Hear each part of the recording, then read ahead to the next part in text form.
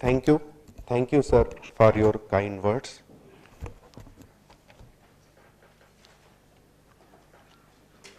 सुलभ नहीं होते सदा ऐसे भवी अध्यक्ष, आयोजन सार्थक हुआ, सार्थक होता लक्ष्य। बड़े सौभाग्य का विषय है कि इस सत्र की अध्यक्षता करने के लिए हमारे साथ हैं professor Vijay Shankar Shukla ji, academic advisor IGNCA, ministry of culture, government of India. Sir, मैं आपसे आग्रह करूंगा कि कृपया अपने आशीर्वचन से हमें अनुग्रह करें।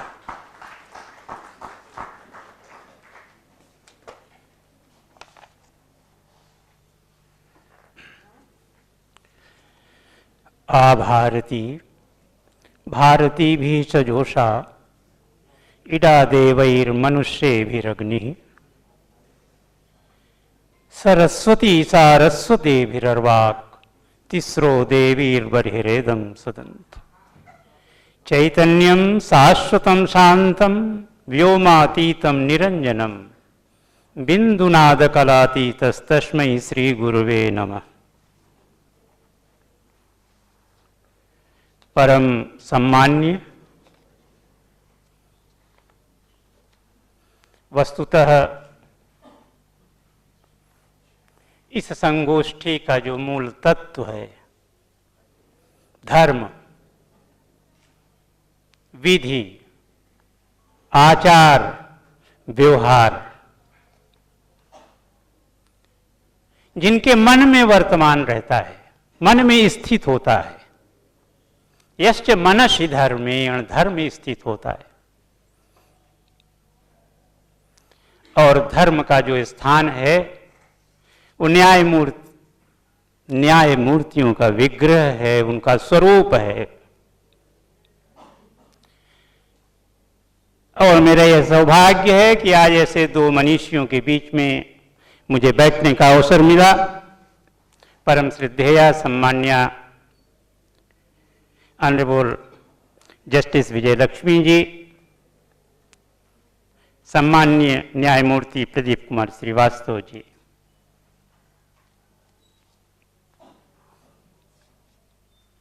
एक और अद्भुत बात हुई।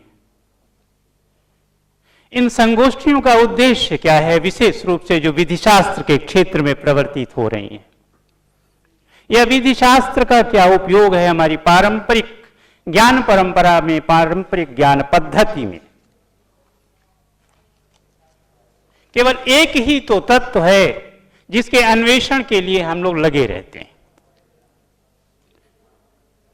किसी भी रूप में उसको व्याख्यायित करें। या जब हम इवोल्यूशन ऑफ लीगल सिस्टम की बात करें भारतीय परिप्रेक्ष्य में,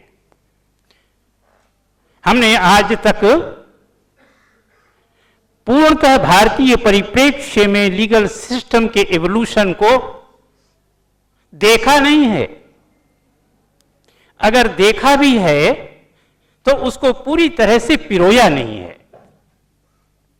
तत्व क्या है? यही तो तत्व है कि deeper inquiry about the truth, हम सत्य का ही तो अन्वेषण करते हैं। और सत्य के अन्वेषण के लिए सोर्स क्या होना चाहिए? सोर्स तो एक ही है जो सभी का सोर्स है, जो सभी का साधन है, जहां से सभी को जान सकते हैं।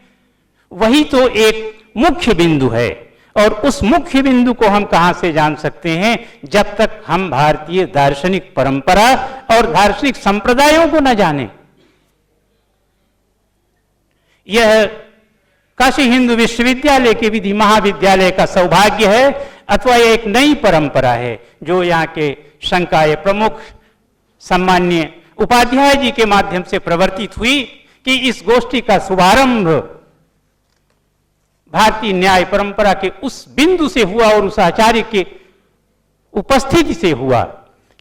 इसके लिए मैं आपको विशेष रूप से बधाई देना चाहता हूं कि प्रोफेसर प्रदीप कुमार मुखोपाध्याय की उपस्थिति भारतीय न्याय पद्धति या न्याय परंपरा को जानने की एक जो शुरुआत काशी हिंदू विश्वविद्यालय से हुई, वह एक अभूतपूर्व सोपान है।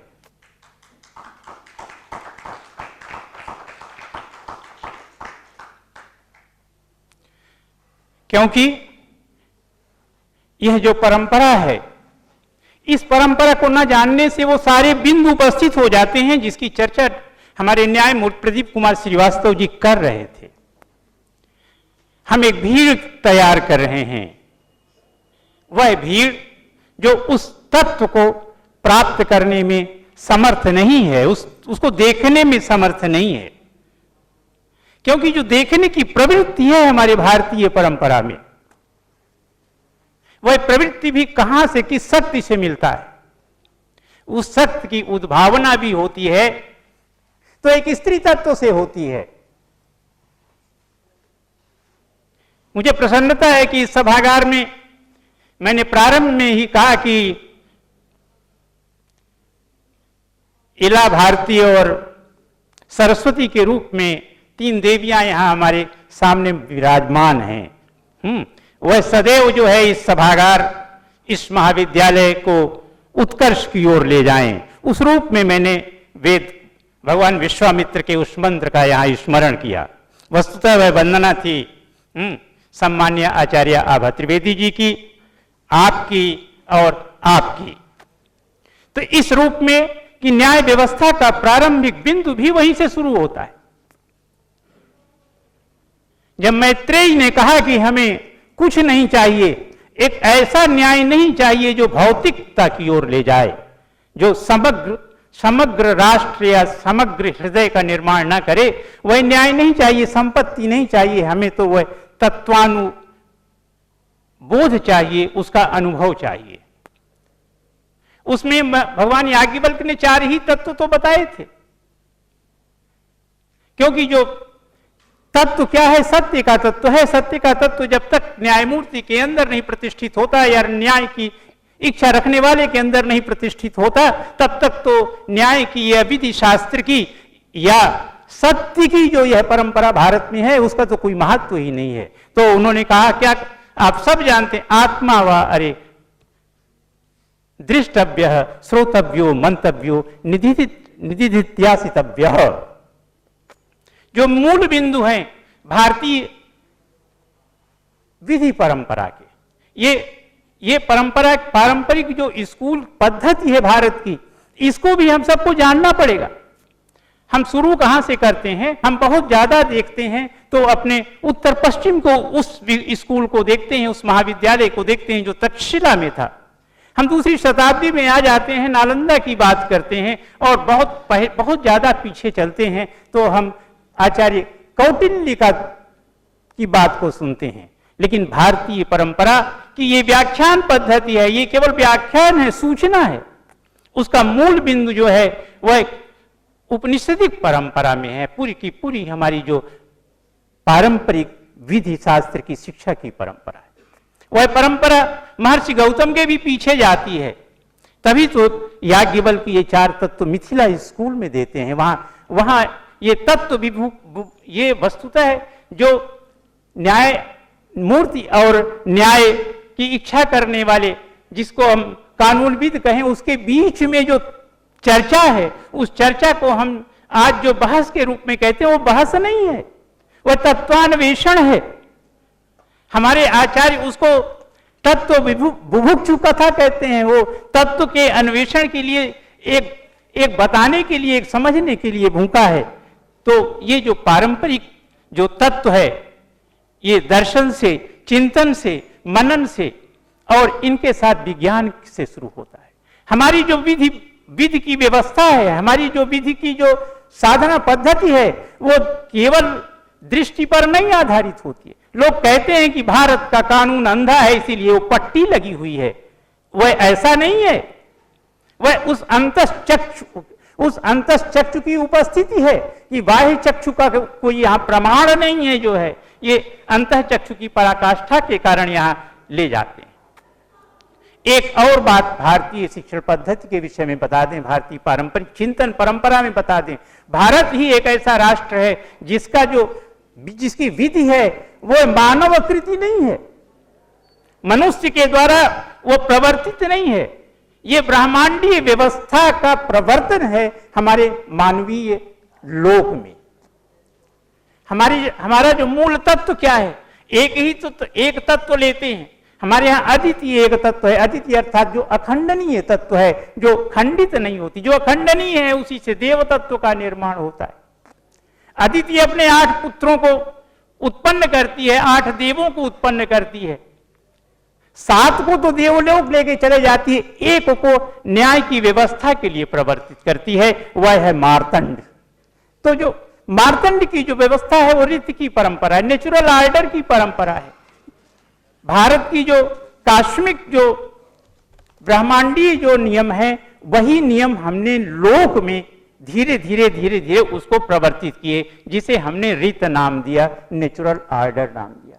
यहां कोई भी तत्व जो है वह परम स्वतंत्र नहीं है, धर्म का अनुसरण करता है। एक बहुत ही अच्छे जो है श्रेष्ठ विद्वान हुए 6ठी शताब्दी में, श्रीहर्ष के समय बाणभट्ट नाम था। बाणभट्ट अपने राजा को कहते हैं कि राजा में, हमारे राजा में ये तत्व है, क्या किसी न्यायमूर्ति के परिप्रेक्ष्य में आप उस तत्व को देख सकते हैं, या किसी विधि या एडवोकेट के उस चक्षु में या नेत्र में उन तत्वों को आप देख सकते हैं? अगर हमारा आज का जो विधि शास्त्र का ज्ञाता है, आचार्य है, उन तत्वों को वह अपने विद्यार्थी में नहीं पिरोता है, तो आगे आने वाले राष्ट्र में वह तत्व नहीं दिखाई देते। वह कहता है कि जिसके मन में धर्म हो, वाणी में सरस्वती हो, नेत्र में ऐश्वर्य हो, हर तरह से जो ये तत्व अगर उसमें प्रतिष्ठित हैं, तो वह अनुसरण करता है उस सवित्र का, उस सूर्य का, जो समस्त जो है विधि विधानों का जो है वो नियंत्रक है। हमारी परंपरा में वरुण के साथ जितने नियम जुड़े, ये सब परंपरा मुझे 2 न्याय मूर्तियों के बीच में आज उनके सानिध्य का अवसर मिला, तो इसलिए मैं 15 मिनट को भी उनके आदेश मान करके ही पूरा करूंगा, उसका उल्लंघन मुझे नहीं करना चाहिए। अगर मैं रीत, सत्य और विधि परंपरा की बात करता हूं, यह सारी परंपरा अगर हमारे विधि शास्त्र में जो आजकल कहीं नहीं है, हम लोग धर्म सूत्रों की चर्चा नहीं करते जो भारतीय विधि शास्त्र के निर्माता हैं। भारतीय विधि एक समय था, ज्यादा नहीं, 2000 वर्ष पहले भगवान भाष्यकार पतंजलि कहते हैं कि आज के समय में हमारे यहां जो है वो 1131 तरह की विद्याएं प्रचलित हैं। 131 तरह की विद्याएं प्रचलित होने का तात्पर्य है कि विधि परंपरा में भी उतने तरह के नियम प्रचलित हैं। यह हम लोगों का सौभाग्य है कि उसमें से आज हमें 25 का सानिध्य मिल रहा है, लेकिन जब तक हम अपने करिकुलम में उस विधि परंपरा का प्रयोग नहीं करेंगे, तब तक एक आचार्यवान विधिवेत्ता हम तैयार नहीं कर सकते। धर्म के उपादान का स्वरूप क्या होना चाहिए, गुरु के सानिध्य का स्वरूप क्या होना चाहिए, विद्यार्थी का क्या स्वरूप होना चाहिए, और सबसे बड़ी बात जो उस समय की हमारी पारंपरिक विधि व्यवस्था है, जिसके कारण आज काफी अंतर विरोध है कि वर्ण का दायित्व क्या होना चाहिए। अब वर्ण की कैटेगरी, वर्ण का विभाजन आगे पीछे हो रहा है, हम बढ़ते जा रहे हैं ग्रुप में, लेकिन क्या उसके लिए कर्तव्य विरोध, उसके लिए आचार या उसके व्यवहार की बात कर रहे हैं? ये सारे के सारे जो लंबी लिस्ट है जो हमारे धर्म सूत्रकार देते हैं, अगर हम उसके साथ पारंपरिक उस पारंपरिक पद्धति को फिर से एक बार उपस्थित करने का उपयोग करें, तो भारत का एक नया मार्ग मिल सकता है। एक भारतीय आचार्यों की परंपरा थी, पता नहीं इस राष्ट्र को बनाने वाले बैरिस्टर हैं, इस बात में संदेह नहीं है। इस नए भारत का निर्माण बैरिस्टरों ने, कानूनविदों ने किया है। देश का सबसे जो पारंपरिक कानून बनाने वाले हमारे भारत रत्न पद्म भूषण काणे हैं, पीवी काणे जी, इन्होंने धर्मशास्त्र का इतिहास लिखा।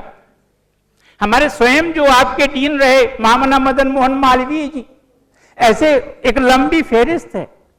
भारतीय आधुनिक विद्या को आगे बढ़ाने वाले भी बैरिस्टर ही है।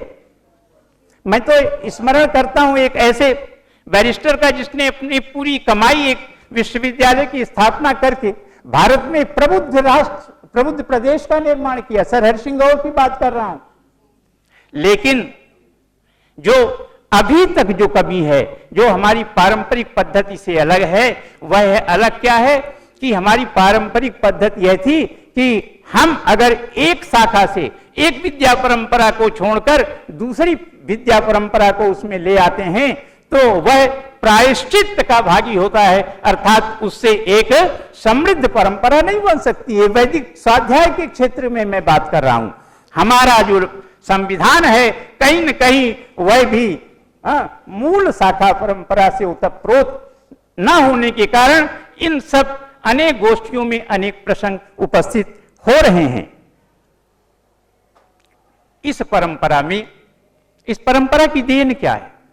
हमारे मांडूक्य उपनिषद का महान ऋषि जो है उसी ने तो इस बात को प्रतिष्ठित किया सत्यमेव जयते के रूप में, आचार्य परमो धर्मः के रूप में, और अनाचारात् धर्महानि का जो सूत्र सब में दिया, वह सब हमारे पारंपरिक अध्येताओं का जो है वह उनकी तपस्या है, उनका स्वाध्याय है, उनका बल है। मैं इस अनुरोध के साथ, इस प्रार्थना के साथ कि अगर यहाँ देश के श्रेष्ठ आचार्य बैठे हुए हैं जो अलग अलग विश्वविद्यालय से आए हैं, परम सम्माननीय हैं, पूजनीय हैं, लेकिन आप अपनी तपस्या का, अपने स्वाध्याय का थोड़ा सा अंश अगर पारंपरिक अध्येता के रूप में आने वाली पीढ़ी को प्रदान करेंगे तो भारत का जो संविधान है वह एक सबल संविधान के रूप में, सबल संविधान का अर्थ है कि जब नागरिक संविधान का अनुपालन करें, उस रूप में आप सबका योगदान महत्वपूर्ण है। इस दृष्टि से भी विचार करिएगा। मैं इन्हीं शब्दों के साथ, वस्तुतः यह विषय बहुत ही महत्वपूर्ण है। आगे आने वाले समय में प्रोफेसर उपाध्याय जी अगर आप भारत के पारंपरिक संविधान पर एक बृहद संगोष्ठी करें, उसमें केवल आचार्यों को बुलाएं देश के, तो कम से कम यह अनुभूति तो होगी कि भारत क्या है और उसका संविधान क्या होना चाहिए। धन्यवाद।